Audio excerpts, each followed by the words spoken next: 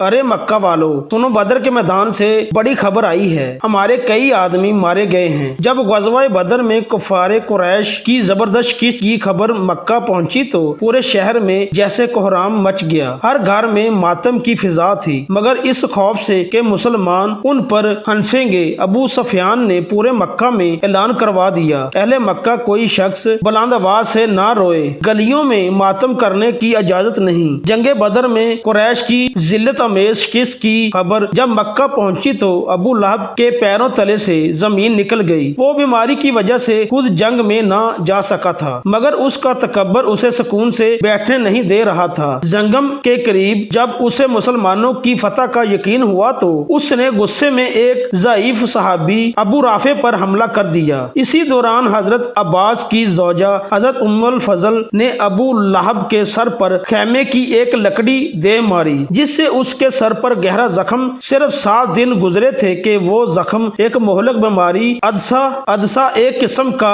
طاعون میں بدل گیا۔ ابو لہب کا پورا جسم گلنے لگا، گوشت جاننے لگا اور ایسی بدبو تھی کہ مکہ کے لوگ تو دور، اس کے اپنے بیٹوں نے اسے گھر سے نکال کر ایک کونے میں ڈال دیا۔ وہ 3 دن تک ایڑیاں رگڑتا رہا، پیاس سے تڑپتا رہا، مگر کوئی اسے پانی دینے والا نہ تھا۔ پیارے ویورز، جس ابو لہب کو اپنے مال اور بیٹوں پر فخر تھا، اسی کے بیٹوں نے بدبو کی وجہ سے اسے دفن تک نہ کیا۔ آخر کار لکڑیوں سے دھکیل کر اسے گڑھے میں پھینکا گیا اور دور سے پتھر مار مار کر اسے ڈھانپ دیا گیا۔ تاریخ کے اوراق پلٹے تو ہمیں مکہ کا وہ منظر نظر آتا ہے جب حضور صلی اللہ علیہ وآلہ وسلم نے کچھ صفا پر کھڑے ہو کر قریش کو پکارا تھا۔ آپ صلی اللہ علیہ وآلہ وسلم نے پوچھا، اگر میں کہوں کہ اس پہاڑ کے پیچھے ایک لشکر تم پر حملہ کرنے والا ہے تو کیا تم مانو گے؟ سب نے کہا ہاں، آپ سچے ہیں۔ لیکن جیسے ہی آپ صلی اللہ علیہ وآلہ وسلم نے توحید کی دعوت دی، ابو لہب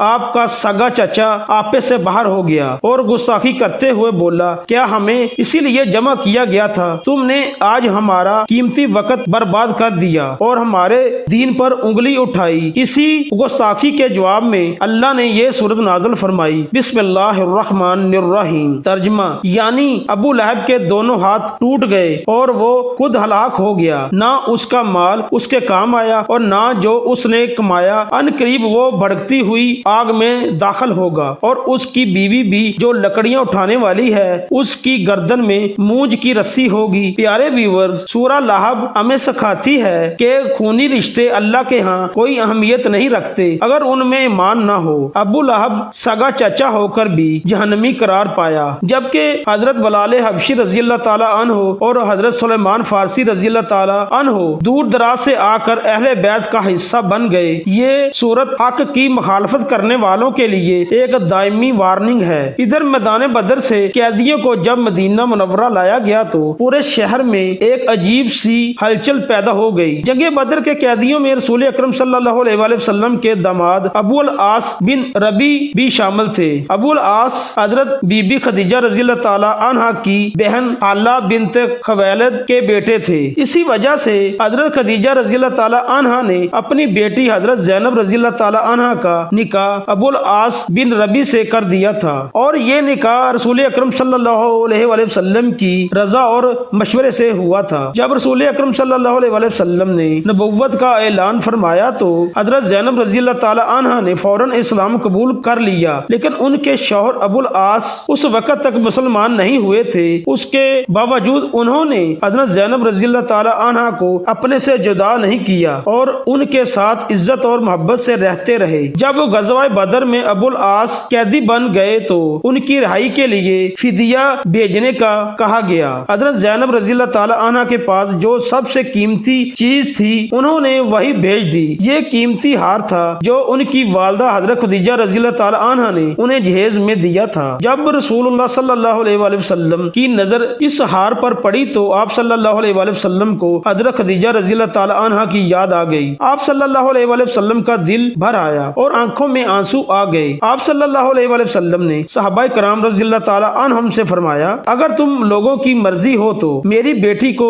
اس کی ماں کی یہ یادگار واپس کر دو۔ صحابہ کرام رضی اللہ تعالی عنہ نے فوراً ادب سے عرض کیا، یا رسول اللہ صلی اللہ علیہ وآلہ وسلم، یہ ہار حضرت زینب رضی اللہ تعالی عنہا کو واپس کر دیا جائے۔ چنانچہ وہ یادگار ہار حضرت हजरत ज़ैनब रज़ी अल्लाह ताला अन्हा को वापस भेज दिया गया। बाद में अबुल आस यहाँ होकर मक्का चले गए और हजरत ज़ैनब रज़ी अल्लाह ताला अन्हा को मदीना भेज दिया। कुछ वक्त गुजरा तो एक और अजीब वाक़या पेश आया। अबुल आस एक बड़ा तजारती काफिला लेकर शाम से वापस आ रहे थे। रास्ते में मुसलमानों के मुजाहिदीन ने इस काफिले पर हमला कर दिया और काफिले का सारा माल माले गनीमत के तौर पर तकसीम हो गया। और इस वाक़े के बाद अबुल आस बड़ी मुश्किल से जान बचाकर मदीना पहुंचे और रात के वक्त हजरत ज़ैनब रज़ी अल्लाह ताला अन्हा के घर पनाह ले ली। सुबह जब ये खबर रसूलुल्लाह सल्लल्लाहु अलैहि वसल्लम तक पहुंची तो एक हैरान कुन फैसला होने वाला था। हजरत ज़ैनब रज़ी अल्लाह ताला अन्हा ने अपने शौहर को अमान दे दी। सुबह हुई तो हजरत ज़ैनब रज़ी अल्लाह ताला अन्हा मस्जिद नबवी में आई और बुलंद आवाज से ऐलान किया कि ऐ लोगो, मैंने अबुल आस बिन रबी को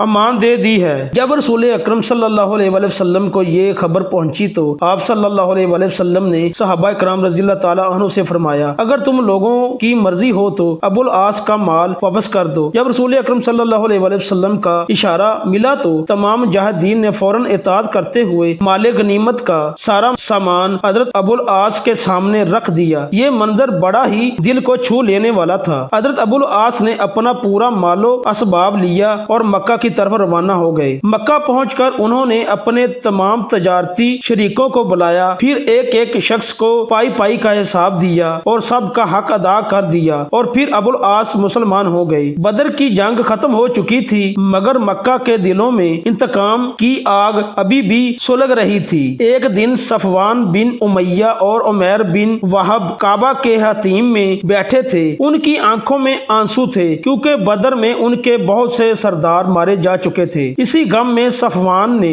कहा, ऐ उमैर, बदर में हमारे बाप और सरदार मारे गए, उनकी याद में मेरा दिल टूट रहा है। अब जिंदगी में कोई मजा बाकी नहीं रहा। उमैर ने आह भरी और बोला, तुम सच कहते हो, मेरे दिल में भी इंतकाम की आग जल रही है। अगर मैं कर्जदार ना होता और मेरे बच्चे ना होते तो मैं अभी मदीना जाकर मोहम्मद सल्लल्लाहु अलैहि वसल्लम को कत्ल कर देता। ये सुनकर सफवान फौरन बोला, ऐ उमैर, तुम अपने कर्ज और बच्चों की फिक्र ना करो, मैं तुम्हारा कर्ज अदा करूंगा और तुम्हारे बच्चों की जिम्मेदारी भी मेरी। बस फिर क्या था, ये खतरनाक मंसूबा तय हो गया। उमैर घर गया, अपनी तलवार को जहर में बुझाया और तेज रफ्तार घोड़े पर सवार होकर मदीना की तरफ रवाना हो गया। जब वो मदीना पहुंचा और मस्जिद नबवी के करीब आया तो हजरत उमर रज़ी अल्लाह ताला अन्हु ने उसे देख लिया। आप रज़ी अल्लाह ताला अन्हु फौरन आगे बढ़े और उसको पकड़कर रसूलुल्लाह सल्लल्लाहु अलैहि वसल्लम की खिदमत में ले आए। रसूलुल्लाह सल्लल्लाहु अलैहि वसल्लम ने पुरसकून अंदाज में पूछा, ऐ उमैर, किस इरादे से आए हो? उमैर ने जवाब दिया, मैं अपने बेटे को छुड़ाने आया हूँ। तब रसूलुल्लाह सल्लल्लाहु अलैहि वसल्लम ने फरमाया, क्या तुमने और सफवान ने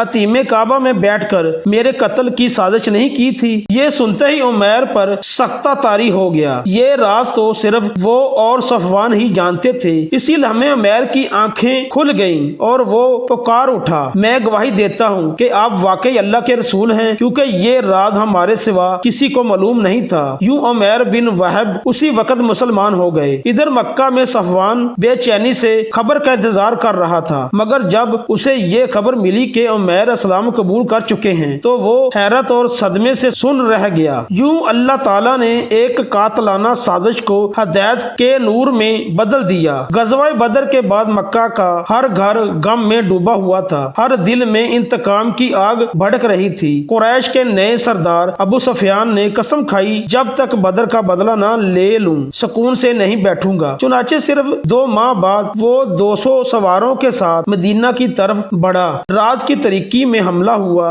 एक बेगुनाह अंसारी शहीद कर दिया गया और खजूर के बागात को आग लगा दी गई। मगर जब रसूल अकरम सल्लल्लाहु अलैहि वसल्लम को खबर मिली तो फौरन ताक़ब शुरू हुआ और अपनी जान बचाने के लिए रास्ते में अपना सामान यहाँ तक के सत्तू की बोरियां भी फेंक कर भाग निकला। और यही वाकया तारीख में गज़वा-ए सवैख के नाम से हमेशा के लिए महफूज हो गया। जंगे बदर के बाद कुरैश सिर्फ शिकस्त ही नहीं खाए थे बल्कि खौफ और बेचैनी में भी मुब्तला हो चुके थे। उनकी सबसे बड़ी फिक्र अब जंग नहीं बल्कि तजारत का रास्ता था। सफवान बिन उमैया जो काफिले का सरदार था परेशान होकर बोला, मोहम्मद सल्लल्लाहु अलैहि वसल्लम और उनके साथियों ने हमारी तजारती शाहराह को खतरे में डाल दिया है। अब अब हम जाएं तो जाएं कहाँ। ये सवाल कुरैश के लिए एक बहुत बड़ा बहरान बन गया। कुछ देर सोच विचार की बाद एक नई तजवीज सामने आई। साहली रास्ता छोड़ दो और राह के दुश्वार रास्ते से